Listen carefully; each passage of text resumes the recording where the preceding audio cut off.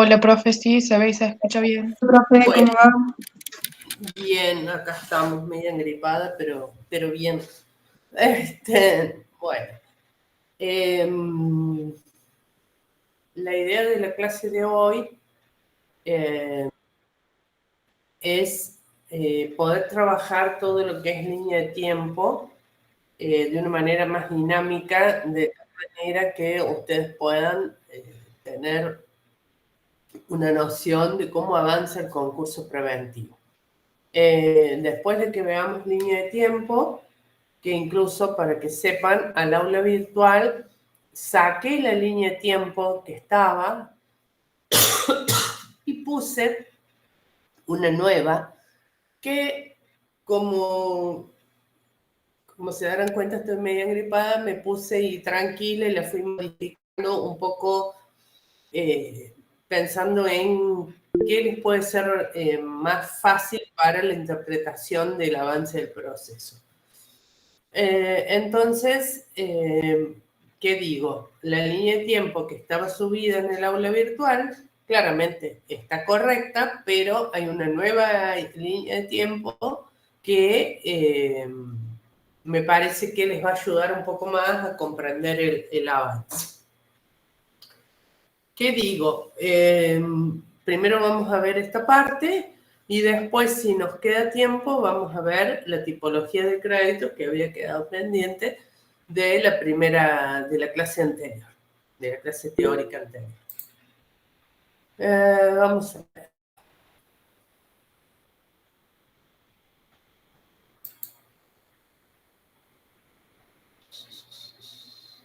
Bien. ¿Lo ven? No, ¿Se ve lo que estoy compartiendo? ¿Sí o no? Ahora sí. Ahora sí, profe. Bueno, si ustedes esta línea de tiempo la comparan con la anterior línea de tiempo, los plazos son los mismos.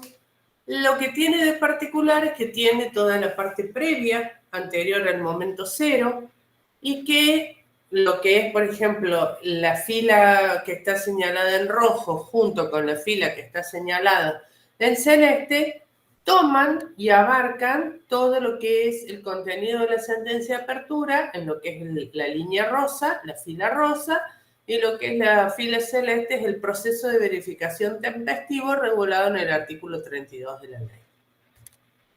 ¿Qué quiero que ustedes vean?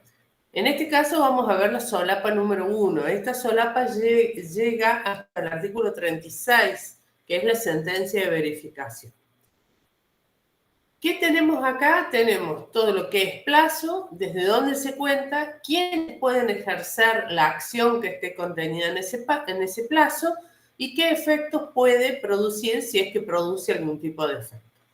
Nosotros normalmente siempre, año tras año, habíamos trabajado y arrancado nuestra línea de tiempo a partir del momento cero, ¿sí? ¿Qué es lo que está aquí señalado verde como día de presentación en concurso preventivo?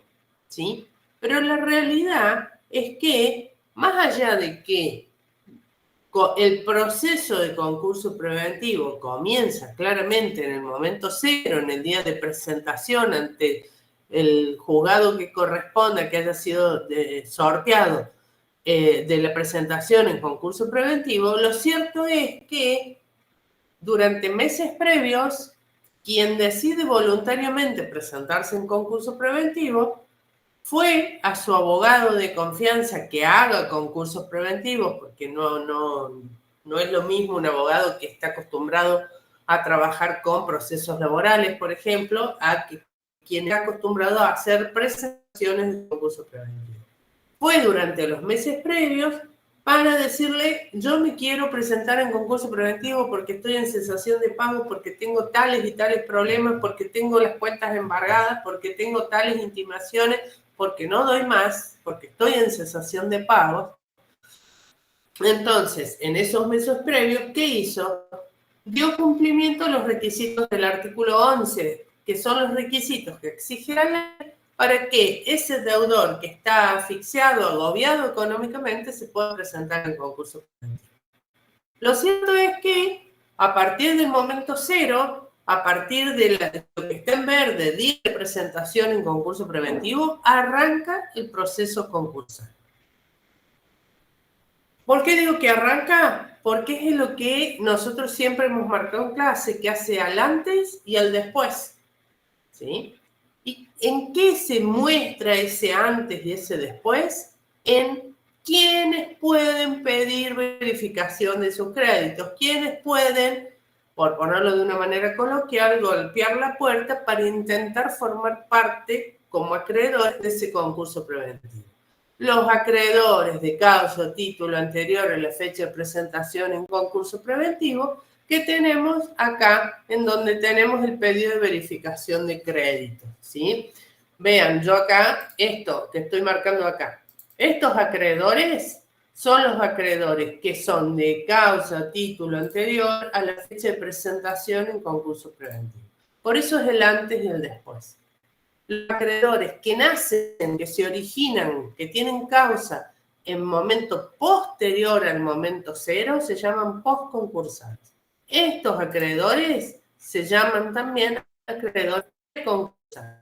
¿Sí? Entonces, los acreedores de causa título anterior a la fecha de presentación en concurso preventivo, que son los que pueden solicitar verificación tempestiva o tardía, ¿sí? Hasta acá vamos a ver lo que es tempestivo, son los de causa título anterior a la fecha de presentación en concurso preventivo. ¿Se entiende esto? ¿Queda claro? Porque es fundamental que esta distinción que he marcado les quede claro y sin dudas. ¿Sí? ¿Se entiende? Sí, profe.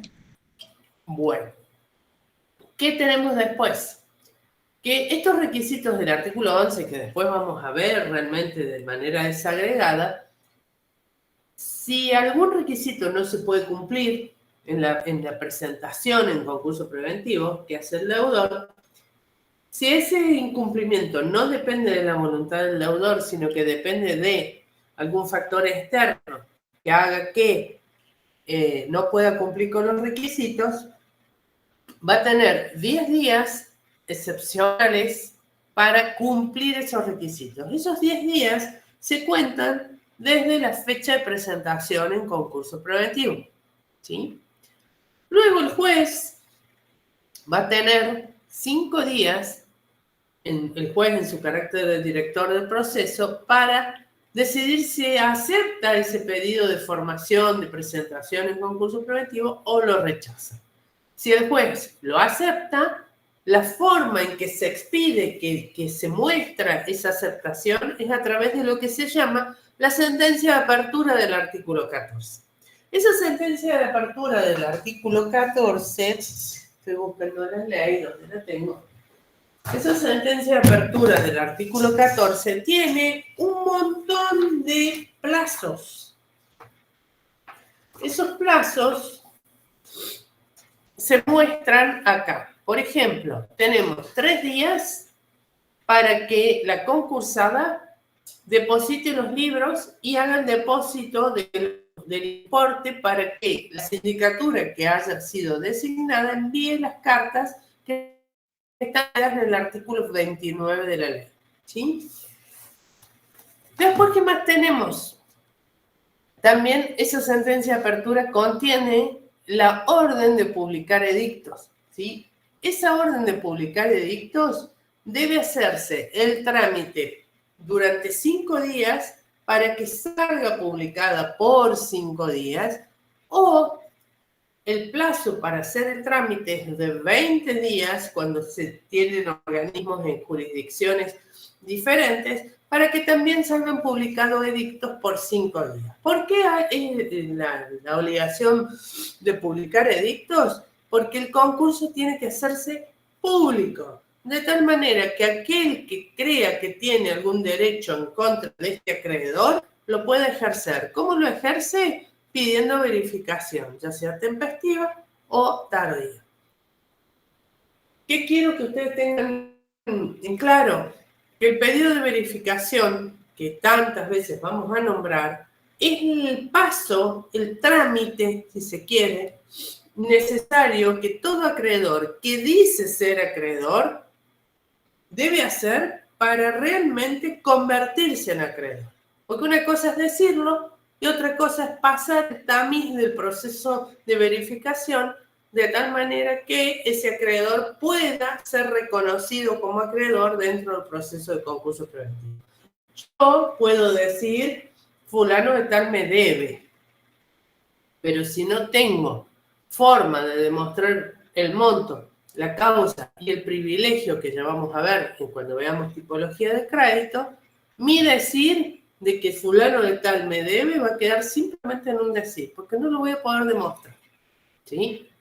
Bueno, eso es lo que se busca con este proceso de verificación de créditos. ¿Qué más nos dice el artículo 14, la sentencia de apertura del concurso preventivo? Que el juez va a establecer un plazo para que los acreedores de causa o título anterior soliciten verificación de sus créditos, plazo que va a quedar establecido dentro de los 15 a 20 días desde que finalice la publicación de créditos. Sí. Bueno, no sé. Este plazo que estoy diciendo ahora es esto que estoy marcando. 15 a 20 días para que los acreedores formulen ante el síndico los pedidos de verificación de créditos. Luego, ¿qué más establece el artículo 14? Establece, pero, a ver, intimación,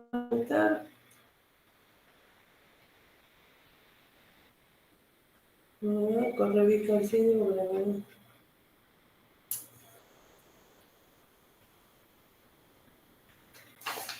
no surge del 14, eso me parecía.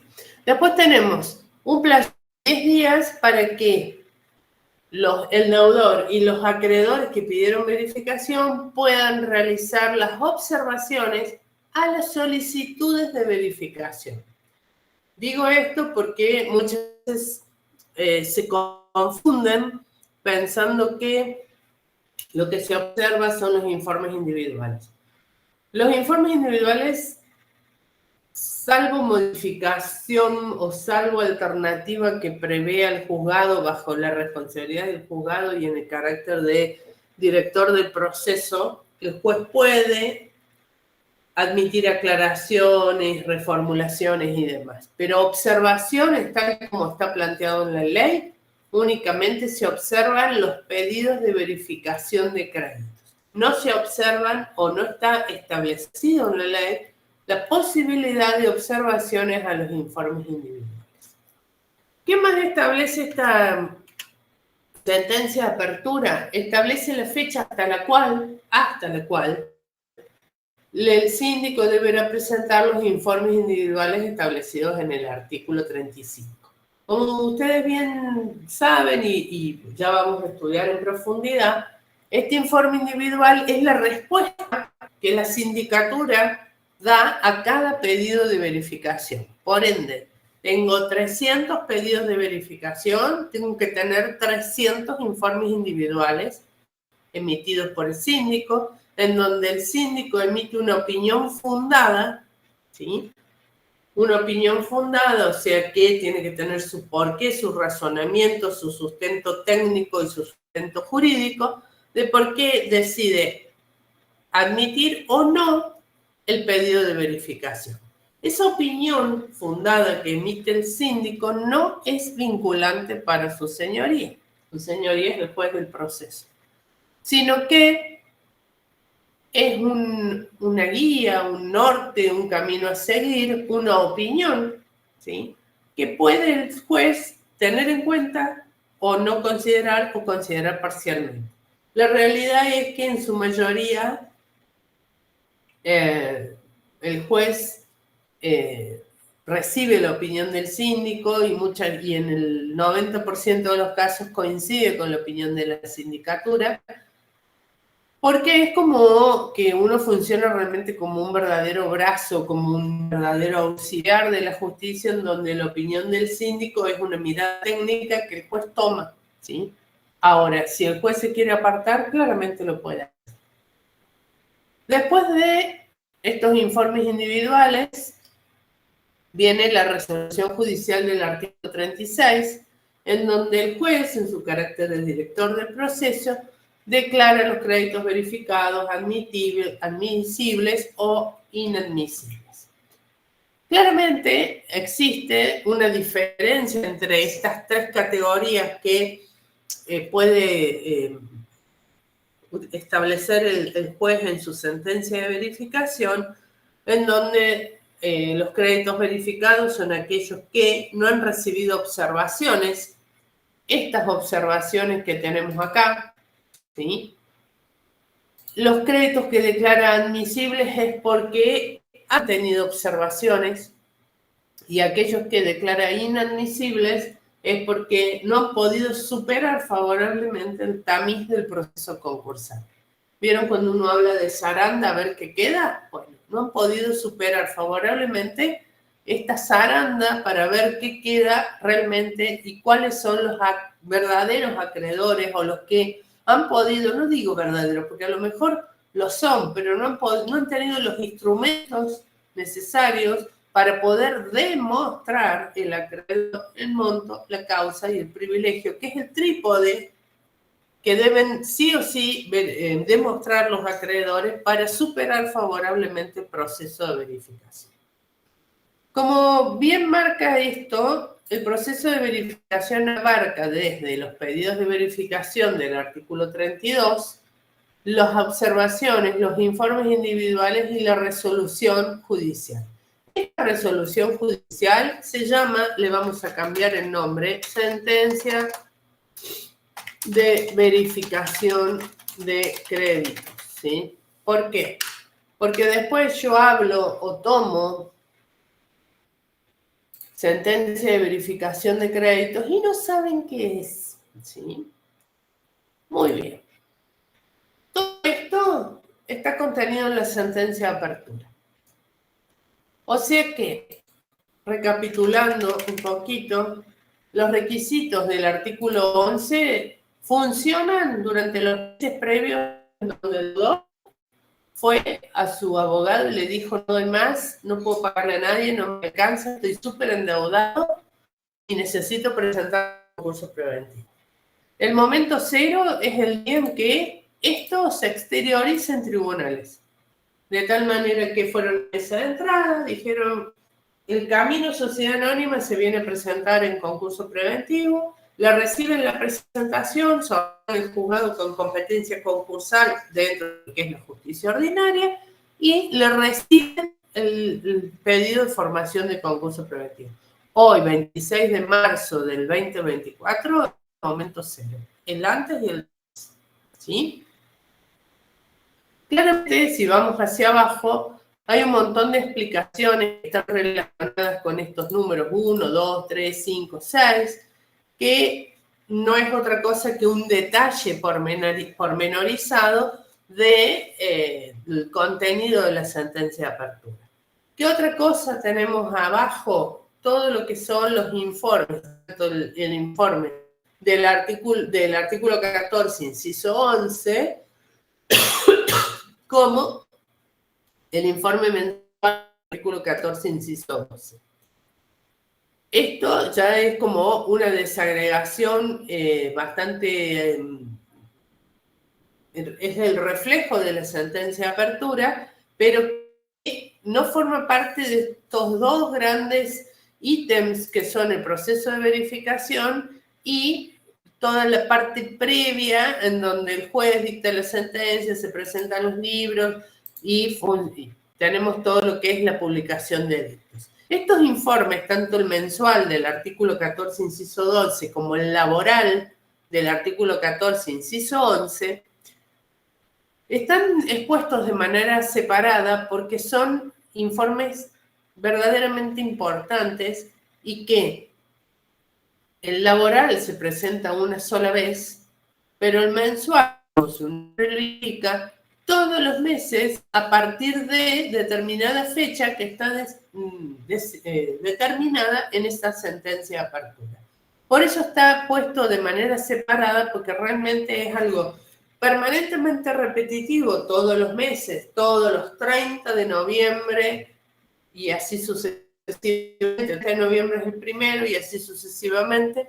Entonces, como es algo que siempre tiene que hacer el síndico, que es el informe mensual del artículo 14, inciso 12, por eso está presentado de manera por separado. Si ustedes van a la solapa número 2, tenemos la continuación de todo este proceso, que hoy no lo vamos a trabajar porque habla de todo lo que es la presentación del informe general, las observaciones que sí pueden plantearse en contra del informe general y todo lo que es categorización y propuestas de acuerdo. Hoy nos vamos a centrar en esta primera parte, de tal manera de que ustedes puedan decir, bueno, fantástico. ¿Qué tengo yo acá? Tengo la presentación, tengo los 10 días excepcionales, tengo los 5 días para que el juez decide si la acepta o la rechaza, tengo la ratificación, aceptado, presentado el concurso preventivo. Una vez que ahí tengo 30 días para que se ratifique en caso de incapaces, inhabilitados, menores, ¿sí? O el patrimonio del fallecido. Bueno, cada uno de esos artículos plantea quién tiene que ratificar este pedido de formación de concurso preventivo en un plazo de 30 días, ¿sí? Entonces, hay cosas que se superponen, hay cosas que no. Planteada esta línea de tiempo, díganme si tienen algún tipo de duda, si no, ya la abandonamos a la línea de tiempo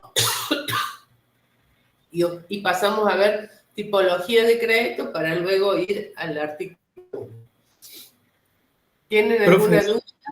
yo tengo una duda. Decime. Si en el pedido de verificación de créditos dice que es fecha anterior a la presentación del concurso, Sí, que sería el día 0, claro. De ahí para y atrás. de ahí para atrás, y si yo me contraté, digamos, de buena fe y me debe el deudor los 5 días siguientes que todavía no se publicaron los edictos porque no sabía si el juez aprobaba o no, digamos. Pre y post concursal. Más allá ¿Cómo? de tu buena fe. Vos vas a tener un crédito preconcursal que vas a poder pedir verificación, pero por los 5 días posteriores, que es postconcursal, no vas a poder hacer nada. No, No está no va dentro a del ingresar proceso. dentro del concurso. Sin lugar a duda que no va a ingresar dentro del concurso. Perfecto. Por más que vos me digas, pero yo contraté de buena fe, creí en él, en esto la palabra no juega. Claro, pero claro, yo tenía duda porque se publican los edictos recién 5 días después, digamos. Se Sí, hace a ver, público. yo entiendo lo que vos estás diciendo, que es como que se hace público de manera posterior y vos quedás enganchado en medio, pero bueno, la realidad es la Queda que te bien. digo. Que no dejas de Perfecto. tener razón en tu planteo, también. Está bien, gracias, profe. No es nada. A ver, esto está horrible. Sí. Yo tengo otra Bueno, duda. dime. Esto no tiene que ver con línea de tiempo. En el concurso preventivo, el deudor va y le dice, bueno, todos los requisitos, che, soy insolvente y demás. ¿Acá entra el juego en materia penal o no? ¿O es solamente todo esto civil? No, a ver, Porque, es muy linda la pregunta. ¿Desde dónde te contesto? Estamos en un proceso concursal que tramita en un juzgado concursal. No obstante, la realidad indica que hoy por hoy, desde hace más o menos 4 años, hay muchos procesos concursales y de quiebra atravesados por la causa penal.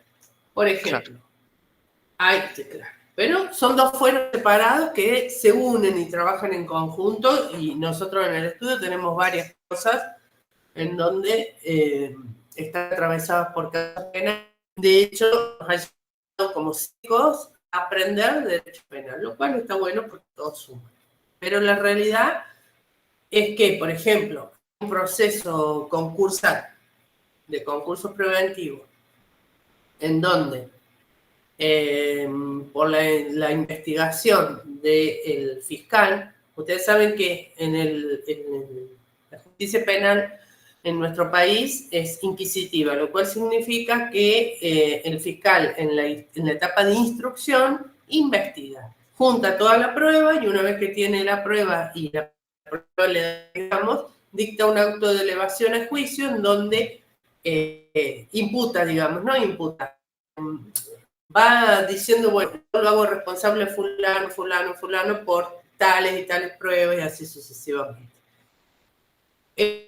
Empresas de distribución, de venta de artículos para la construcción, no vamos a dar nombre, pero es una causa muy conocida, en donde tanto el concursado como el abogado del concursado están todos presos porque por la investigación del fiscal se llegó a la conclusión de que había todo como un ardid para desbaratar los derechos acreedores, de tal manera que pudieran recuperar 2,50 pesos cuando a lo mejor la creencia era muchísimo más.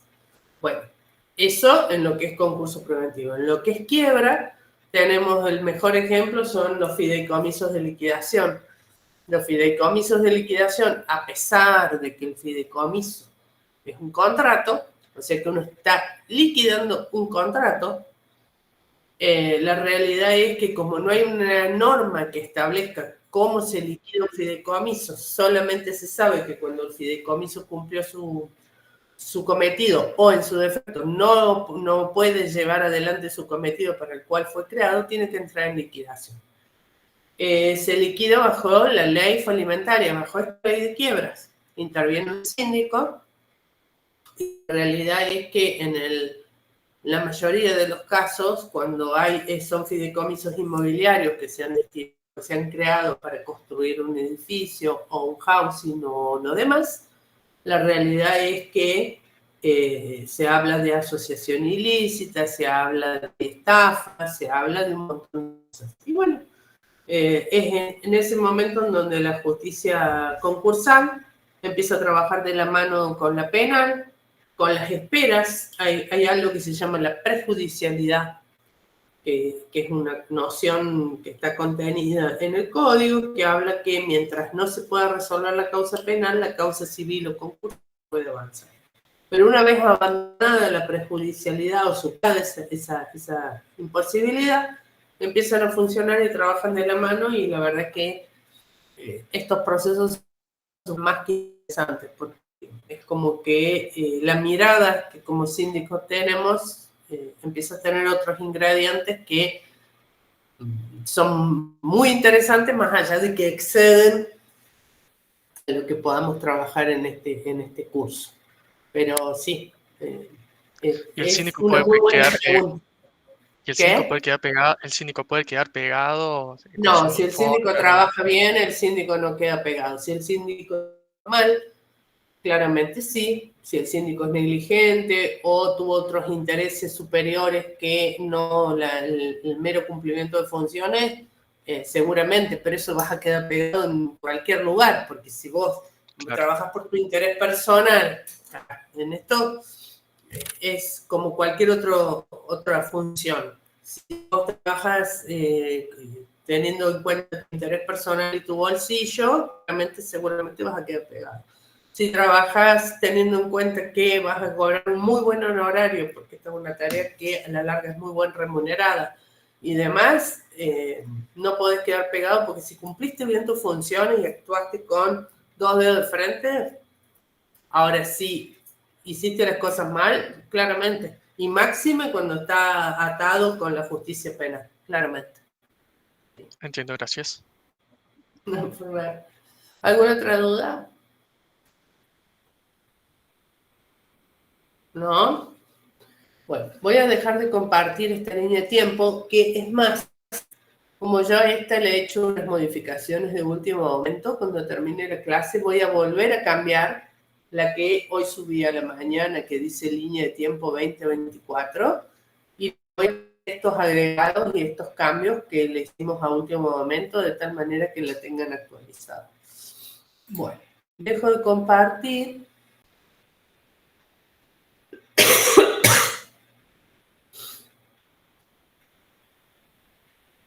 dejo de compartir y les voy a compartir esto que había quedado pendiente.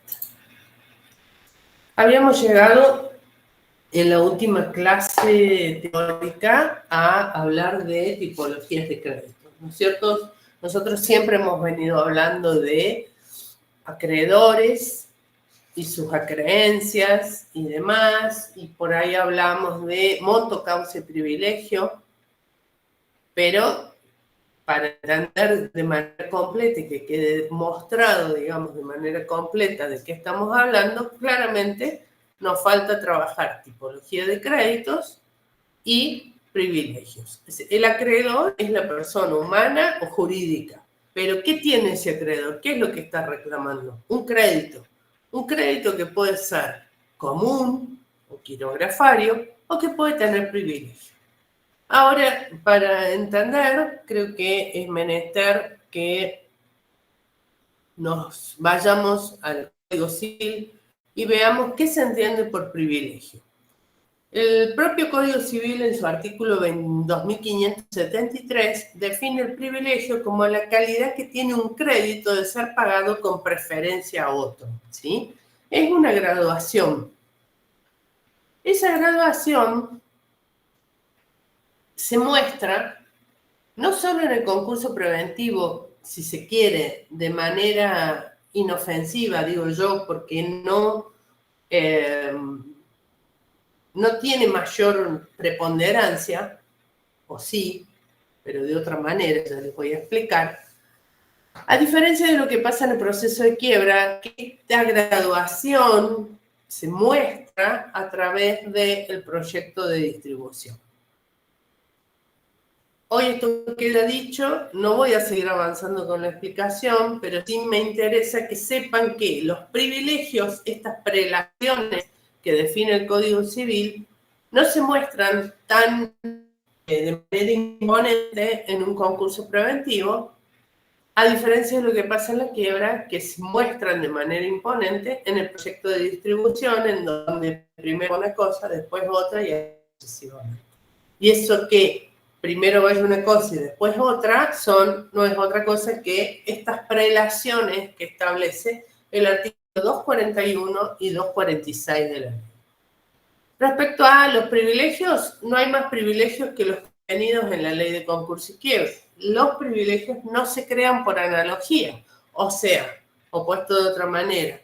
Si este tiene una hipoteca en primer grado, le puedo reconocer a este también otra hipoteca porque es un acreedor semejante que se desempeña en el mismo ramo. No hay analogía. Si este tiene privilegio, lo tiene. Si no lo tiene, no lo tiene. ¿Sí? Después, los créditos sin privilegio se denominan comunes o quirografarios y están regulados en el 248. Extensión de un privilegio sobre el capital. Cuando hablamos de extensión, la ley lo que quiere decir es hasta dónde llega ese privilegio. En su mayoría va sobre el capital y también abarcan los intereses por 2 años a contar desde la mora. Después tenemos otro tipo de gastos que son los establecidos en el 240, que se llaman gastos del concurso preventivo o gastos de la quiebra. ¿Se acuerdan que yo les había dicho que cuando la ley habla de concurso es aplicable al concurso preventivo y a la quiebra? ¿Qué nos dice el 240? Que son los gastos generados por el proceso. No hace falta la verificación de estos créditos, ya que nacen en relación al proceso, no existían antes. O sea que si se quiere, serían post-concursales, pero tampoco le podemos asignar esta particularidad porque en realidad son los gastos que se han generado en razón del proceso. Cuando hablamos de privilegios especiales, ¿a qué nos estamos refiriendo? Muy bien. Lo vamos a hacer ahora, sí ya queda dicho. Normalmente esto en el curso regular lo hacen en el práctico, pero acá lo vamos a hacer de esta manera. Créditos con privilegio especial, inciso 1. Los gastos hechos para la construcción, mejora o conservación de una cosa sobre esta mientras exista la cosa en poder del concursado. Inciso 2. Los créditos por remuneraciones debidas al trabajador por 6 meses. Y acá aclaro lo siguiente. Las remuneraciones debidas al trabajador por 6 meses. No importa si son los 6 meses últimos o si son alternados. Si es enero, junio, octubre, noviembre y así sucesivamente, por 6 meses. Lo que supere 6 meses no tiene privilegio. Y los provenientes por indemnizaciones por accidente de trabajo, antigüedad o despido, falta de preaviso y fondo de desempleo, tienen privilegios sobre las mercaderías, materias primas y maquinarias que se asientan en el lugar donde se desempeñó ese trabajador. ¿Por qué digo esto? Porque puede llegar a suceder que el trabajador sea acreedor de un concurso preventivo que tiene diversas filiales.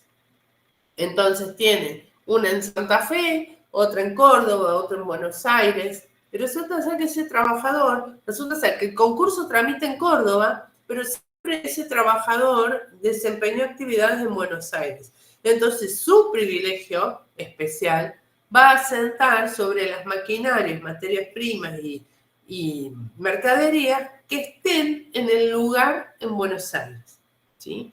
No sobre las maquinarias que están en Santa Fe, sino en la filial de Buenos Aires donde él trabaja. Tercero, los impuestos y tasas que se aplican particularmente a determinados bienes sobre estos. 4. Los créditos garantizados con hipoteca, prenda y warrant y los correspondientes a debenturas y obligaciones negociables con garantía especial o flotante. ¿Qué me importa de este inciso 4? Hipoteca, prenda, warrant, ¿sí? Hipoteca sobre inmuebles, prendas sobre rodados o maquinarias con registro prendario y warrant cuando está warranteada la mercadería, ¿sí? Después, el inciso 5, lo adeudado al retenedor por razón de la cosa retenida a la fecha de la sentencia. El privilegio se extiende a la garantía establecida. Y después dice el inciso 6, los créditos indicados en el título tercero del capítulo cuarto de la 20094 del Código Aeronáutico. No me interesa ese inciso 6. Me interesa que sepan el 1, sepan el 2, fundamental, el 3, fundamental, el 4, fundamental, y el 5, lo adeudado al retenedor de la cosa. Esos son los créditos con privilegio especial. En cambio, los créditos con privilegio general están regulados en el 246 de la ley y dice: los créditos por remuneraciones y subsidios familiares debidos al trabajador por 6 meses y los provenientes por indemnizaciones de accidente de trabajo, por antigüedad, despido, falta de preaviso, vacaciones, sueldo anual complementario y los importes del fondo de desempleo del trabajador de la construcción y cualquier otro derivado de la relación laboral. Se incluyen los intereses por el plazo de 2 años contados a partir de la mora. Ustedes, si me prestaron atención, me debieran estar diciendo: profe, acaba de leer casi lo mismo, cuando leyó el inciso 2 del 246 y el 241 del privilegio especial.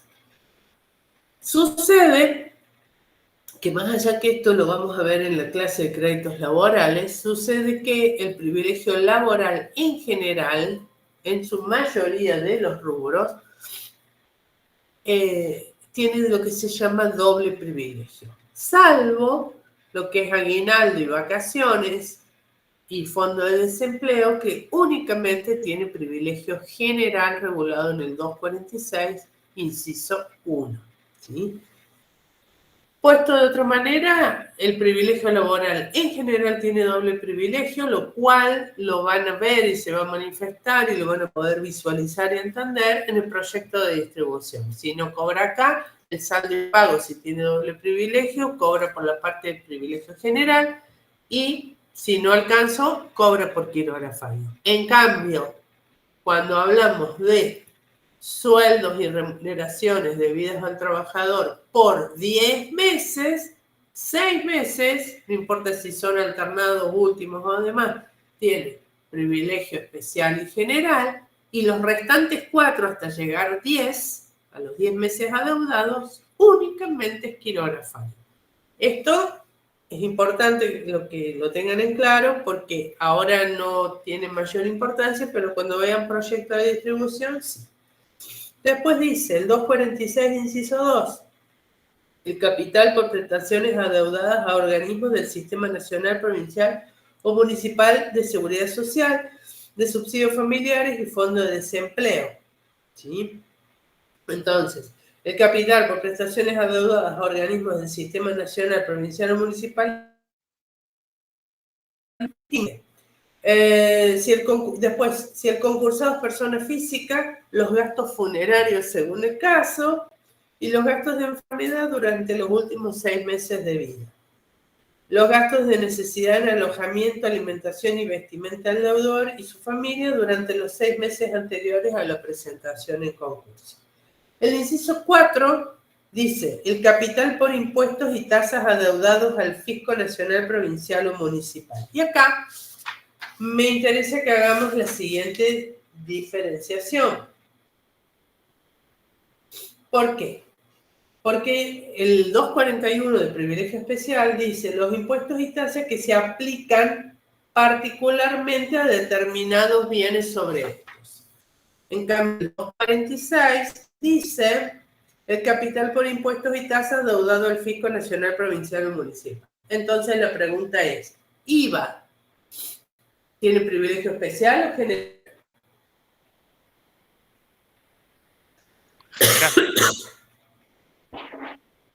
General, ¿para qué no al fisco? Exactamente. Y porque no es sobre un determinado bien. ¿Sí? En cambio, el impuesto inmobiliario que grava la propiedad, ¿tiene privilegio especial o general? Especial. Especial porque es sobre determinado bien. ¿Está bien? Me importa que distingan eso. Muy bien. Después dice el 248, créditos comunes o quirografarios. Los créditos a los que no se les reconoce ningún tipo de privilegio, a los cuales no se les reconoce ningún tipo de prelación, son comunes o quirografarios. ¿Sí? Muy bien. Hasta acá lo que es tipología de crédito. Resulta importante que lean y si tienen algún tipo de duda lo planteen en consulta o lo planteen en la clase desde el artículo 239 hasta el artículo 250. Más allá de que seguramente en el transcurso del dictado volvemos sobre esto, me importa que lo lean de tal manera que si tienen dudas nos puedan plantear. Bueno, dejo de compartir esto y vemos otra cosa. A ver. Decime.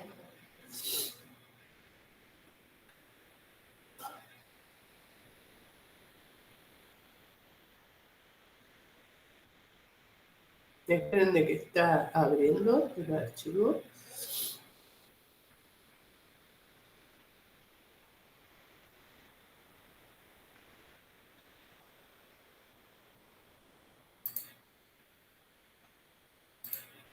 Con sus intereses que se deben a los impuestos. Te escucho, ¿qué decís? ¿Que no te escuchaba? Los intereses que se deben a la parte impositiva. Los accesorios sigue la suerte de lo principal. Por ejemplo, intereses que debo de la casa, impuesto inmobiliario. Los intereses, que son un accesorio, siguen la suerte de lo principal, claramente.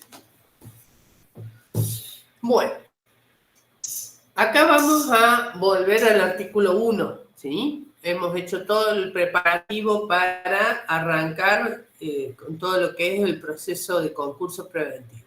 Claramente los 4 primeros artículos son 4 artículos que son comunes al concurso preventivo y a la quiebra. Recién en el artículo 5 empieza efectivamente lo que es concurso preventivo. Entonces, recapitulando un poco lo que vimos nociones procesales en el 273, vimos los funcionarios que intervienen, vimos las facultades y deberes del síndico, las facultades y deberes del juez, la tipología de créditos, y también vimos lo que es la línea de tiempo en la primera parte, en la solapa número 1 de ese Excel, que va desde el momento 0, un poquito antes del cumplimiento de los requisitos del 11, para que el deudor asfixiado en su cesación de pago se presente en concurso preventivo y ponga en funcionamiento la instancia, ponga en funcionamiento el fuero concursal para que él pueda estar dentro de un concurso preventivo, se le decrete la apertura. Llegamos hasta el artículo 36 en lo que es línea de tiempo, pero sin lugar a dudas que ahora tenemos que situarnos en el artículo 1 de la ley. ¿Qué dice el artículo 1? Cesación de pago, concepto, excepciones. Extensión de quiebra, universalidad, efectos sobre todo el patrimonio, presupuesto objetivo. La cesación de pagos no es otra cosa que ya la hemos trabajado como esa incapacidad generalizada y permanente que tiene el deudor de cumplir con los recursos, con los ingresos que obtiene de su giro normal, con la mayoría de sus obligaciones. Y en esto me gusta distinguir, porque cesación de pagos, ¿ustedes creen que es lo mismo que insolvencia? Les pregunto, porque por ahí se usa la palabra y me gustaría saber qué opinan ustedes si cesación de pagos es lo mismo que insolvencia. ¿Qué opinan?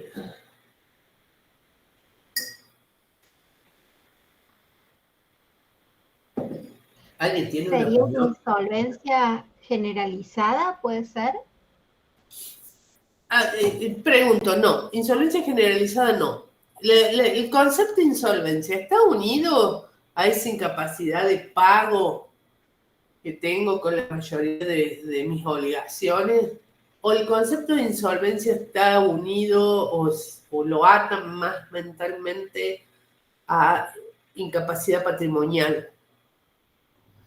Insolvencia yo lo relaciono más como insolvencia líquida, digamos, con la liquidez. En cambio, la cesación de pago es todo tu patrimonio, no llega a responder a todas tus deudas, digamos, ni vendiendo todo tu patrimonio o cobrando todos los créditos que tengas. Claro. Acá hay una cuestión, hay una mirada que, bueno, que no la vamos a profundizar porque no llevaría mucho tiempo, pero la realidad es que insolvencia se une más a esa incapacidad donde es una incapacidad patrimonial, una incapacidad que la podemos ver desde lo financiero, en donde con los bienes que yo tengo no llego a cubrir absolutamente nada. Por eso se habla de insolvencia de esa incapacidad. La cesación de pagos puede ser interpretada como una cuestión, si se quiere, temporal. ¿Sí?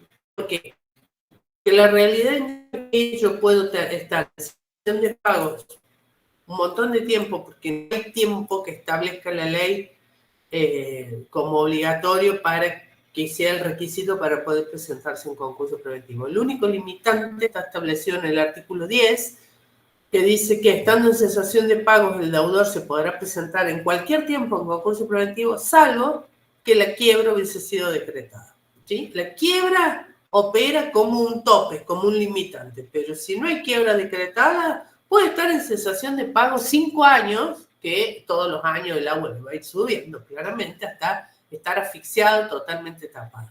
Ahora esa cesación de pagos, si es financiera y no es una cuestión patrimonial en donde con el activo que tiene no llega a cubrir ni el 10% del pasivo, puede ser superada en cualquier tiempo. ¿Por qué? Porque a lo mejor tenía créditos a cobrar, contratos o lo que fuere, que no los cobraba porque yo qué sé, y de golpe se le resuelve porque era una incapacidad financiera de flujo de fondos.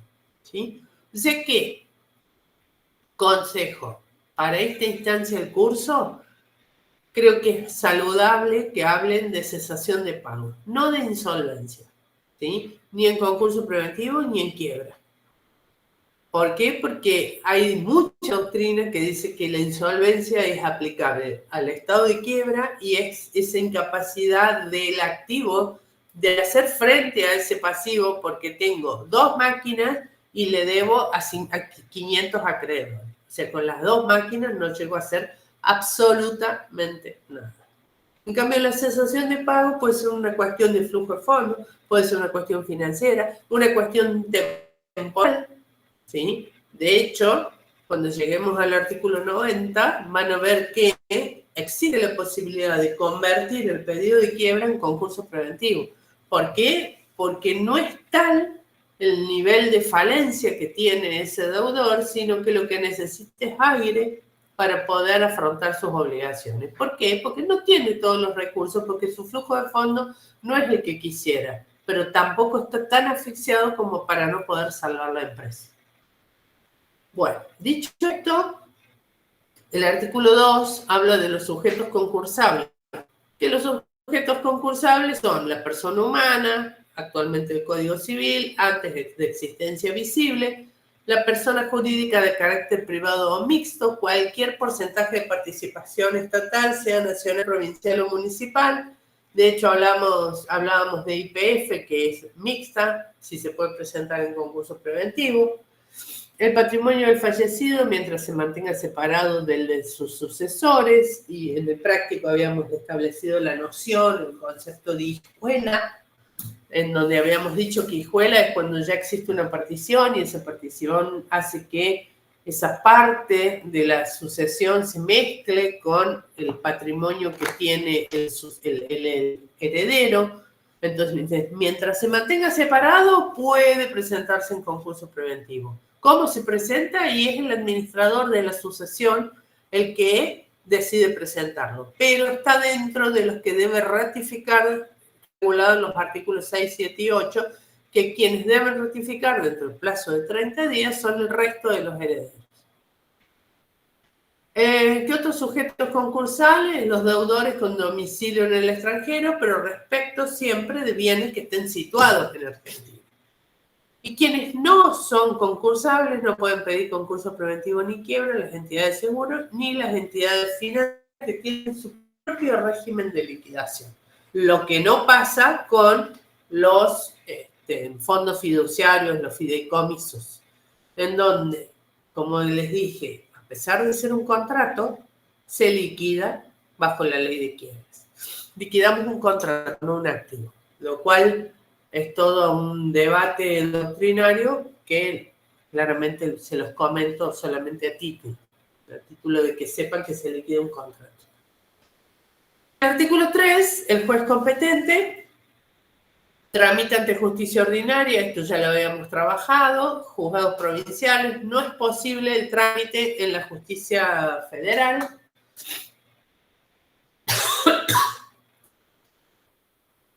Ay, quieto. Está bárbaro, está muy poniente. Las personas, también, hermoso. La persona de existencia visible, el juez correspondiente al domicilio de la sede de la administración, a falta de en lugar del domicilio. Entonces, el juez competente, cuando se trata de persona de existencia visible, será el correspondiente a la sede de la administración. Si no hay sede de administración, en lugar del domicilio real del concursado. Si el deudor tuviera varias administraciones, es competente de la administración principal. Si no es posible determinar cuál es el domicilio de la administración principal, será competente el juez que hubiera prevenido. Pero siempre y cuando, esto es medio raro, exista un juez que haya prevenido. ¿Qué significa esto, mis queridos contadores? Un juez que haya prevenido. Bueno, un juez que haya tomado alguna decisión en relación a este deudor de manera previa. Entonces, si el juez que previno fue el juez de 29 nominación civil y comercial, ese juez va a ser competente. Prevenir es que ya tomó una decisión que hace que haya tenido un vínculo con este deudor. Personas jurídicas. regularmente constituidas, privadas y públicas, será competente el juez del lugar del domicilio. Personas jurídicas no regularmente constituidas, el juez competente será el correspondiente al domicilio de la explotación principal.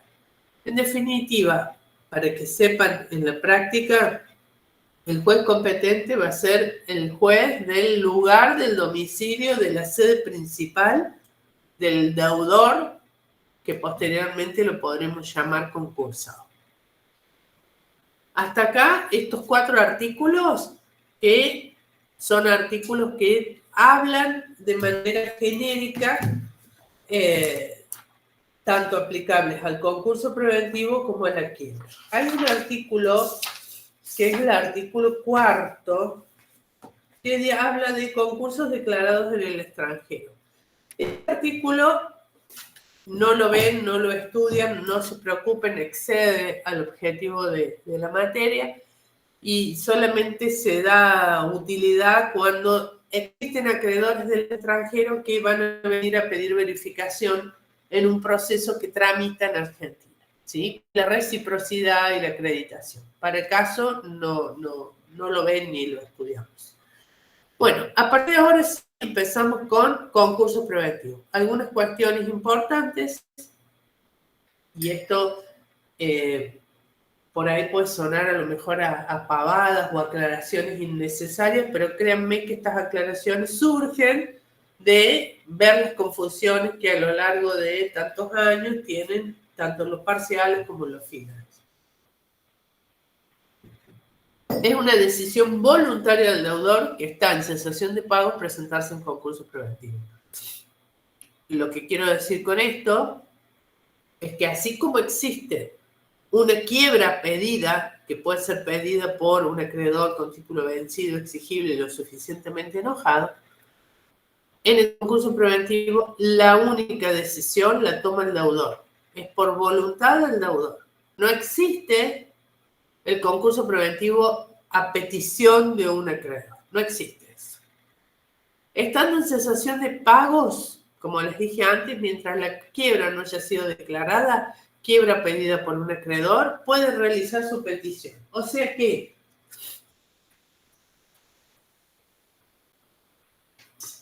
puede estar en cesación de pagos 5 años, y sí, la ley no le pone límites. La ley anterior sí tenía un límite, pero esta no. Esta rige desde agosto de 1995. Estando en cesación de pago, puede presentarse en concurso preventivo en el momento que le plazca, salvo que la quiebra pedida por un acreedor ha sido declarada y ante simultaneidad prevalece el quiebra. Al deudor, una vez declarada la apertura del concurso, se lo puede denominar concursado. Como les dije en clases anteriores, si no lo tienen en claro, lo llaman deudor. No se van a equivocar nunca. ¿Quiénes pueden solicitar el concurso preventivo? Artículo 5, el que nos repite al 2, persona humana, persona jurídica y demás. Ratificación. Artículos 6, 7 y 8. Artículos que encuentran vinculación con el artículo 31 de desistimiento voluntario y luego con el 59 y con el 90. ¿Qué tienen de particular? La mayoría de los PowerPoint tienen correlación entre los artículos internos de la ley, ¿sí? Yo todos estos PowerPoint ya en el transcurso de este fin de semana voy a subir, voy a actualizar el aula virtual, de tal manera que tengan ya todo el material para ir estudiando. ¿Qué dice el artículo 6? Personas de existencia jurídica. ¿Quién lo solicita? El pedido de formación de concurso del representante legal. ¿Quién es el representante legal? El presidente de una sociedad anónima. ¿Pero para qué pueda hacer esto? No es que el presidente es libre y porque tiene la representación legal puede hacer cualquier cosa, sino que tiene que existir una resolución del órgano de administración que le indique que tiene que iniciar este trámite. Luego, dentro de los 30 días hábiles judiciales por aplicación del 273, a contar desde la fecha de presentación, que es la línea que está por arriba en la línea de tiempo, debe acompañar constancia de la resolución de continuar el trámite, adoptada por la Asamblea de Accionistas, órgano de gobierno, reunión de socios u órgano de gobierno. Tomada esta decisión con las mayorías necesarias para resolver asuntos ordinarios. No acreditando este requisito, se producen los efectos del artículo 31, vinculado al 59 y 99. El 59, periodo de inhibición, y el 90, conversión. ¿Sí? El 31 es lo que llamamos desistimiento voluntario. No instó, no cumplió con lo que la norma manda que haga, entonces se entiende que no tiene voluntad de continuar el trámite. Por eso se habla de desistimiento voluntario. El artículo 7 habla de incapaces e inhabilitados. ¿A quién nos estamos refiriendo? A menores, sordomudos y dementes. La solicitud de formación de concurso preventivo la debe solicitar su representante legal, entiéndase su tutor, y debe ser ratificada por el juez que dictó la incapacidad, no por el juez del concurso, sino por el juez que decretó la incapacidad. Siempre en el mismo plazo que el anterior, o sea, 30 días hábiles judiciales a partir de la presentación. No ratificada esta presentación, se producen los efectos del desistimiento, igual que vimos en el artículo 6.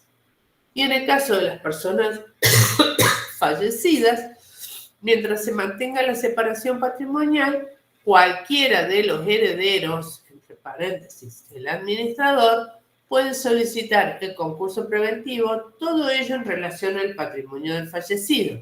La petición debe ser ratificada por el resto de los herederos en igual término que las ratificaciones anteriores. Entonces, hablamos de 30 días hábiles judiciales a contar desde la fecha del momento cero, a partir de la fecha de presentación, y la falta de ratificación produce el desistimiento voluntario en los términos del artículo 31, implicancias en el 59 e implicancias en el 90. Artículo 9, representación voluntaria. Si el deudor necesita pedir su concurso preventivo, lo puede realizar a través del apoderado con poder especial. ¿Distinguen ustedes lo que es poder general de lo que es poder especial?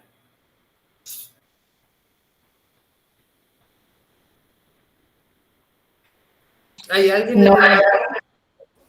No. Bueno, Es Bueno, el alcance que tiene el poder, el especial supongo que es para un determinado trámite y el general es un poder que te da, por ejemplo, una empresa o para administración general de la empresa, supongamos. muy bien, está muy bien lo que estás diciendo, muy bien. A lo que estás diciendo vamos a aclarar nada más el poder especial, porque lo del general está perfecto. El poder especial nace y muere con el cumplimiento de esa obligación. En cambio, el poder general subsiste en el tiempo hasta que es cambiado. En cambio, el poder especial, yo te doy poder a fulana de tal para que en el plazo de un mes solicite la formación de concurso preventivo. Cumplido ese objetivo, se terminó la vigencia del poder especial. ¿Sí? Pero claramente, como dice la compañera, el poder especial es para un objetivo concreto, el poder general es amplio, de representación administrativa o de representante legal. ¿Sí? Eso se hace. O sea, profe, que podemos decir que el poder es... ¿Cómo? Entonces podemos decir que el poder especial tiene fecha de finalización, digamos. Sí, totalmente. Tiene vigencia. Bien, bien, bien. En cambio, el poder general, salvo que caduque porque se nombra a otra persona, se entiende que subsiste la fecha y se encuentra vigente. El artículo 10 dice, el concurso preventivo puede ser solicitado mientras no exista una quiebra declarada. Como vimos antes, estando en cesación de pago en cualquier tiempo, cuando le quede cómodo, puede presentarse en concurso preventivo. Salvo que, y ahí tenemos la limitante, la quiebra haya sido declarada. Luego, no tenemos nada más que analizar. Vamos a... Profe, Señora, una consulta. ¿Cómo una persona sola, digamos, sin todos estos conocimientos, se da cuenta que está en cesación de pagos? ¿O ese abogado que recurre le termina de decir que está en cesación o no? No. Una persona que está sola se da cuenta que está en cesación de pagos por todas las cartas, intimaciones, llamados telefónicos Bien. y problemas que tiene, ¿sí? Bien. A ver, la realidad es que, suponte, llegado el caso que vos digas, yo no sé si estoy en cesación de pagos. Mira, primero que tenés que tener una actividad comercial, de emprendedurismo o lo que fuere. O sea, tenés que tener una actividad. Sí. A partir de ahí, vos tenés que decir, bueno, fantástico. Tengo una actividad porque hay algo que se llama la quiebra del concurso, la quiebra del consumidor, ¿sí? Que es por el sobreendeudamiento que se permite. ¿Por qué? Porque no solo se concursan las empresas medianas, grandes o mega empresas, o la persona humana que desempeña actividad como persona humana y no como sociedad, pero que tiene toda una empresa que conduce y demás, sino Claro. que también se concursan los empleados, supongamos de la policía o del servicio penitenciario, en donde su problema es que sacó una tarjeta de crédito. Esa tarjeta de crédito le puso en débito en su recibo de sueldo. Ujú. O te pongo otra situación. Sacó un préstamo y el préstamo en la cooperativa se lo debitan de su recibo de sueldo. Entonces, su recibo de sueldo tiene una quita del 20% por la cuota. Le quedan 500.000 pesos. Con esos 500.000 pesos, en su momento, cuando todo estaba divino, le dieron una tarjeta de crédito. Con esa tarjeta de crédito le abrieron una caja de ahorro. Ujú. Le dieron el combo. Préstenme atención a esto porque es la realidad de lo que ocurre en pequeños concursos preventivos. Le dieron una tarjeta de crédito y le dieron una caja de ahorro. Y lo que sea para cobrar de tarjeta de crédito se lo debitan de la caja de ahorro, ¿sí? Resulta ser que la pobre persona no pudo pagar. Entonces le dieron un nuevo préstamo para financiar, esto es real, para financiar todo lo que debe tarjeta de crédito y el saldo de la caja de ahorro. Entonces, ahora debe el nuevo préstamo, que se canceló esta deuda de tarjeta de crédito y este saldo en rojo de la caja de ahorro, pero tiene un nuevo préstamo que tiene que pagar con condiciones de tasa de interés mucho superiores a lo anterior. ¿Qué tenemos acá? Tenemos un concursado que no tiene ningún tipo de activo más que una moto, que a lo mejor la compró con esa tarjeta de crédito, que está sobreendeudado y que además los bancos, ¿qué hacen? No es lo mismo reclamar una deuda bajo la ley de tarjeta de crédito que reclamar una deuda en el saldo de la caja de ahorro. Por eso vinculan el pago a la caja de ahorro. Si yo tengo que reclamar una deuda por la ley de tarjeta de crédito, tengo que demostrar la causa origen de la obligación que los vincula, y esto no dentro de un concurso preventivo. Ya les voy a aclarar porque les estoy mezclando todo, pero quiero explicarles esto porque es la realidad de lo que pasa. Sino de manera individual. Entonces, ¿qué hacen? Le reclaman la deuda con un saldo deudor emitido por un contador, que es el contador del banco, y le reclaman en juicio de ejecución, ¿sí? Individual.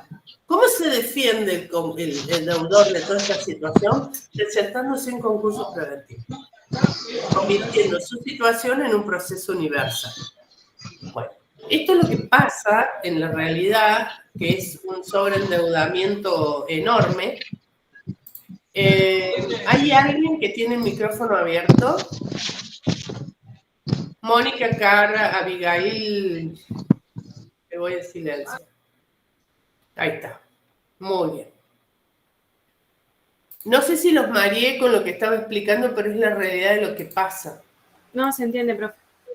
Bueno, y ese sobreendeudamiento que tiene el empleado hace que digan, bueno, no puedo pagar la tarjeta de crédito, no puedo esto, no puedo aquello. Distinto es a la situación de la persona que tiene una empresa pequeña, grande, mediana, lo que fuere, que se da cuenta que a los proveedores les está debiendo, a la FIP le está debiendo, a Renta le está debiendo, a la MUNI le está debiendo, no puede pagar los aportes y contribuciones con el dolor de cabeza que eso trae, que embargan las cuentas, que bloquean los bancos, tiene el banco siempre en rojo, y bueno, esos son señales y alarmas en donde de manera generalizada y permanente está en cesación de pago, porque en todos los ámbitos tiene un problema. Ahora, si vos me dijeras, el banco está en orden, AFIP está en orden, aporte y contribución está en orden, está atrasado con proveedores, y bueno, es una cuestión momentánea que ya va a cobrar lo suficiente para cancelar y poner al día los proveedores. ¿Se entiende? Sí, gracias. Bueno, ¿están viendo lo que estoy compartiendo, que es el artículo 11? Sí. Muy bien. Artículo 11, estamos en el momento previo, ¿sí? En los meses anteriores, antes del momento cero, en donde hablamos de los requisitos taxativos de solicitud de concurso preventivo. ¿Qué plantea el artículo 11? Que tienen que acreditar la inscripción en los registros respectivos, personas jurídicas, estatuto, AFIP, renta, municipalidad, de tal manera de demostrar que quien se va a concursar existe, sea persona humana o persona jurídica, ¿sí? ¿Por qué? Porque yo no puedo pensar en que el juez va a abrir el concurso de una persona humana o una persona jurídica que realmente no acredite que tiene actividad comercial, ¿sí? Entonces, la mejor forma es, si es una sociedad anónima, se adjuntan los estatutos, las actas y demás, con las constancias de AFIP, de rentas y de municipalidad, y con la constancia de vigencia de inspección de sociedades jurídicas de que la sociedad está vigente. Después, ¿qué más tienen que hacer? Tienen que explicar las causas de cesación de pagos, la época y los hechos revelados. Ciertamente, esta expresión, que es esta explicación de las causas, de los hechos reveladores y de la época, no es otra cosa que un relato, un cuento en el buen sentido, ¿no? Una explicación, una redacción que hace la concursada, el deudor, todavía no es concursado, el deudor, para explicar por qué llegó a este estado de cesación de pago, en qué época empezó a manifestarse. Y cuando hablo de época, acá sí hablamos de junio del 2014 y qué hechos reveladores hicieron que se exteriorice. Cuando hablamos de los hechos reveladores del artículo 79, el artículo 79 plantea una enumeración de hechos reveladores que no es taxativo. Cuando hablamos de taxativo es eso y nada más. Cuando hablamos de enunciativo es eso o cualquier otro que pueda ser considerado un hecho revelador suficiente para demostrar que el deudor está en cesación de pagos. El artículo 79 que plantea emplear medios ruinosos, la desaparición de los administradores sin dejar domicilio o lugar para ser ubicados, el cierre del establecimiento, ¿sí? Pero la realidad es que hay muchos otros hechos reveladores, por suerte el 79 es enunciativo y no taxativo, que reflejan un estado de cesación de pagos y una época que son mucho más ciertos que emplear medios ruinosos. Porque emplear medios ruinosos para financiarse sería salirse del circuito bancario e ir al circuito de la usura, de los cambistas y demás. La realidad es que hay hechos reveladores que son mucho más importantes, como es el cierre de cuentas bancarias, como es a lo mejor en un mismo día 300 cheques rechazados, e-check o cheques normales, o el atraso la falta de pago, no atraso, la falta de pago de los aportes y contribuciones. ¿Por qué? Porque no hay deudor que pueda elegir esa opción cuando sabe que esa opción trae $200 de cabeza, ¿sí? Porque no es que dejó de pagar los aportes y contribuciones y no pasa nada. Bien sabemos que trae un montón de problemas. Bueno, esos son hechos reveladores que en su presentación va a detallar y mencionar y explicar la concursada. El deudor todavía no es concursado. Para que ustedes tengan una idea, el escrito de presentación puede ser 10 hojas, ¿sí? O puede ser 500 hojas. ¿De qué va a depender eso? De la magnitud del proceso. Podemos tener un pequeño concurso, un concurso normal, un gran concurso, un mega proceso. Es lo mismo. No es lo mismo, pero quiero decir que vamos a tener a lo mejor 10 hojitas, 100 hojas, 500 hojas o 1000 hojas de presentación y anexos. Después, ¿qué más tiene que cumplir el que está pidiendo formación de su concurso preventivo? Tiene que acompañar un estado detallado y valorado del activo y pasivo a fecha de presentación, con indicación precisa de su composición, normas de evaluación, ubicación, estado, gravámenes, con dictamen de contador pasado por ante el Consejo Profesional de Ciencias Económicas, excepción dictamen del artículo 289, pequeño concurso. Entonces, acá estamos hablando de acompañar un estado detallado y valorado del activo y pasivo a fecha de presentación. Algo de esto habíamos empezado a hablar cuando trabajamos en la clase del día jueves, de los prácticos, en donde yo les decía que ese acompañar un estado detallado y valorado del activo y pasivo a fecha de presentación, entonces, pienso, ¿qué sería para ustedes a fecha de presentación si la presentación se hace hoy, 26 de marzo del 2024? ¿Sería lógico que hubiese sido un corte, un balance corte, que es eso lo que plantea, al 29 de febrero?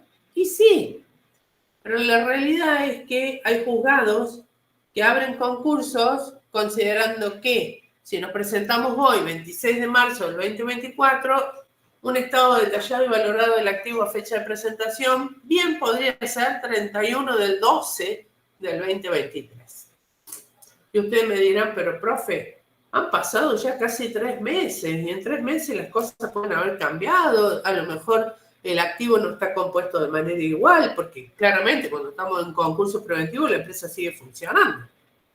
Y sí, la verdad que tienen razón, porque se altera el espíritu de la norma cuando estamos hablando que ese estado detallado y valorado del activo y pasivo a fecha de presentación admita que tenga 3 meses de delay, ¿sí? Bueno, el espíritu de la norma claramente es que si hoy se presenta 26 de marzo del 2024, el estado detallado y valorado del activo y pasivo debiera ser al 29 de febrero, año bisiesto, del 2024. En donde se dé indicación precisa de su composición, normas de evaluación, ubicación, estado. Ay, tengo tantas ganas de estornudar que me estoy muriendo. Evaluación, ubicación, estado, gravámenes con dictamen de contador pasado por ante el Consejo Profesional de Ciencias Económicas, existiendo una excepción al dictamen cuando se trata de pequeño concurso regulado en el 288 y 289 de la ley. Y acá volvemos a lo mismo que vimos en las clases anteriores respecto a que normalmente es muy tentador firmar estos estados contables de presentación, pero la realidad es que no es saludable, o sí lo es, pero bajo una mirada muy profunda del contenido de estos estados de activo y pasivo, que firmen estos estados contables porque como va con dictamen, va pasado por el consejo y demás, claramente quien firma es responsable de su contenido. Normalmente suele suceder que, como les dije en la clase anterior, los estados contables anteriores, de los años anteriores, cuando todo estaba divino, son firmados por Juan López y este estado detallado y valorado del activo a fecha de presentación es firmado por Pepe Juárez. ¿Sí? ¿Y por qué firmado por Pepe Juárez y no por el contador que firmó siempre? Y porque muchas veces el contenido valorado del activo y del pasivo no es el mismo y se han olvidado de unos cuantos bienes y es complicado el tema. En definitiva, sean muy cautelosos y miren muy bien a la hora de firmar un estado de presentación. ¿Qué más hay que acompañar? Hay que acompañar copia de los estados contables in bonis. In bonis significa cuando no estaba en cesación de pagos, correspondientes a los 3 últimos ejercicios de existir, acompañar memoria e informe del órgano fiscalizado. Acompañar nómina de acreedores, indicando monto, causa y privilegio, domicilio del mismo, vencimiento, codeudores o terceros obligados. Esto es un anexo, ¿sí? El escrito es una cosa, y esto, por ejemplo, es uno de los anexos que se acompaña, en donde es una hermosa plancha de Excel, en donde se pone el acreedor, el importe que se considera que se debe, cuál es la razón por la que se le debe, que sería la causa, y si tiene o no privilegio, y si tiene privilegio, qué tipo de privilegio, si es hipoteca, prenda o lo que fuera. El domicilio del mismo, el vencimiento, si tiene codeudores o terceros obligados. Respecto al domicilio del mismo, es fundamental en los fines del envío de cartas reguladas en el artículo 29 y para el cual el juez dispuso que se depositen los fondos dentro del plazo de 3 días desde la sentencia de apertura. Deberá formar por cada acreedor denunciado un legajillo con copia de la documental. Les hago una consulta. A este momento, ¿ustedes qué piensan? ¿Que el concurso preventivo es para una persona física o humana o jurídica que tiene plata o que no tiene plata?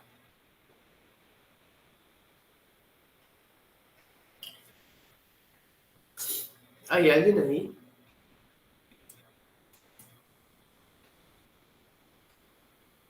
Y para mí, algo de plata tiene que tener bienes, inmuebles, algo hay que raspar la olla para pagar lo que se pueda, antes que se la agarre él y se la fugue.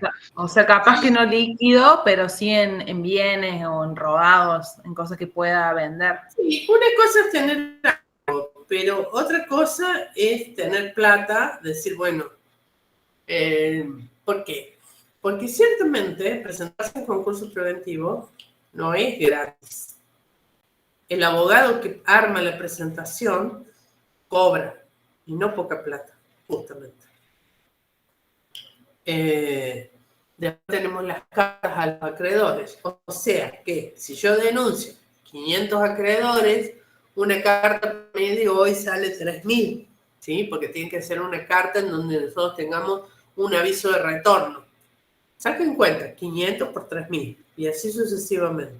Más todo el resto de publicar edictos, más todos los honorarios, más todas las cosas. En realidad, el concurso preventivo es una solución financiera para aquellos que, teniendo cierta disponibilidad de fondos, no tienen todos los fondos necesarios para pagarle a todos y a cada uno de los acreedores el 100% de la deuda, ¿sí? Pero, ¿qué digo? Por ahí a lo mejor, no conociendo cómo funciona en la práctica un concurso preventivo o una quiebra, pueden llegar a pensar de que el deudor está en tan mala situación que no tiene un peso. Claramente, si ha recurrido a este remedio para sanear su empresa, es porque algo para salvar hay. Y algún fondo para aplicar, para instrumentar este remedio tiene, ¿sí? El concurso preventivo no existe para personas que no tienen un peso, salvo lo que les conté hace un ratito del concurso preventivo del consumidor, en donde el abogado que les presenta les cobra en cuotas los honorarios, al síndico no le pagan y la justicia producen un desgaste jurisdiccional tremendo cuando hablo del desgaste que producen en los juzgados, ¿sí? Cuando en realidad estas situaciones que son de consumidores quizás se podrían resolver por lo que es la conciliación, el arbitraje o la conciliación a nivel de ley de defensa del consumidor. Pero bueno, son todas modificaciones que hasta el momento no están instrumentadas, entonces por el momento funcionan como les estoy diciendo, concurso o quiebra de consumidores sobreendeudados. Volviendo al artículo 11, así lo terminamos y nos vamos, deberá formar por cada acreedor denunciado, en ese Excel que está en el punto anterior, un legajillo con copia de la documental, de tal manera que yo, síndico, sepa qué tenemos o qué dice el deudor sobre ese acreedor. El deudor dice que a ese acreedor le debe 3 facturas, ¿sí? Entonces esas 3 facturas tienen que estar en este legajillo. Deberá acompañar dictamen de contador sobre la correspondencia existente entre los acreedores denunciados y los registros contables o documentación existente y la no existencia de otros acreedores no denunciados. O sea que hablamos de un segundo dictamen efectuado por un contador público pasado por ante el Consejo. Deberá acompañar el deudor un detalle de los procesos judiciales y administrativos en trámite, precisando su radicación, fuero de atracción. Esta nómina de procesos judiciales encuentra vínculo con el artículo 21 de la ley, que no está puesto acá, pero que lo dejo mencionado para cuando lo trabajemos. También deberá enumerar los libros de comercio con expresión del último folio utilizado y ponerlos a disposición del juzgado donde vaya a tramitar el concurso preventivo. Denunciar la existencia de un concurso preventivo anterior. ¿Por qué? Porque está vinculado al periodo de inhibición del artículo 59. Acompañar nómina de empleados con un detalle de domicilio, categoría, antigüedad y última remuneración recibida. Y deberá acompañar declaración sobre la existencia de deuda laboral y con los organismos de seguridad social certificada por contador, pasada por ante consejo, que es la tercera intervención del contador público. Generalmente, el contador que firma el activo y pasivo valorado en fecha de presentación es el mismo que firma estos 2 dictámenes posteriores. La extensión de plazo para acreditar requisitos, 10 días a contar desde la presentación. Hasta acá llegamos con lo que es requisitos del artículo 11. Mañana vamos a seguir, vamos a abordar el 12, el 13 y el 14. De tal manera de seguir avanzando. Dudas, consultas, preguntas. Si yo mañana voy a estar mejor, capaz que sí. Capaz que no, porque tengo una gripe de esas que son indeseables. No es dengue, gracias a Dios. No sé, me dicen. Profe, ¿Dudas? Sí. estas clases, ¿cuándo las va a estar subiendo? Lo que decía antes, este fin de semana que es largo, jueves, viernes, calculo que me voy a poner a cargar cosas en el aula virtual. Hay muchas cosas para cargar. Vuelvo a decir, la línea de tiempo que subí hoy de la mañana, que figura como línea de tiempo 2024, la voy a actualizar porque le hicimos unos últimos cambios en el último momento. Y voy a ir subiendo todas estas cosas, tanto las clases anteriores como todas estas clases grabadas y demás. Ah, bien, muchas gracias. De nada. ¿Dudas? No sé si lo dijo antes. ¿El jueves hay clases? No, el jueves no, es feriado. No. Y el martes tampoco, horrible. Y el martes tampoco es feriado. ¿El martes que viene? Claro. 2 de abril. Yo creo. ¿Cómo? Que es 2 de ¿Es 2 abril. de abril? Claro, claro. Entonces yo creo que lo que voy a hacer, si advierto que nos atrasamos mucho en el cronograma, a lo mejor les suba alguna clase grabada, alguna grabación para que la vean cuando ustedes puedan y sigamos medianamente al día, porque con tantos feriados, bueno, se hace difícil entre Semana Santa, lo de oral, es como que tenemos clases de vez en cuando y le perdemos el hilo a la materia. Así que ya voy a revisar un poco cómo vamos con el avance del cronograma y en función de eso veo si subo alguna clase grabada o no. Si es así, se los aviso por el foro, cosa que quienes quieran lo puedan ver. ¿Estamos listos? Nos vemos mañana a las 8, también de manera virtual. Dale, excelente. Gracias. Chao, profe. Gracias. Adiós. Chao, profe. Adiós. Chao, profe. Chao, profe, gracias.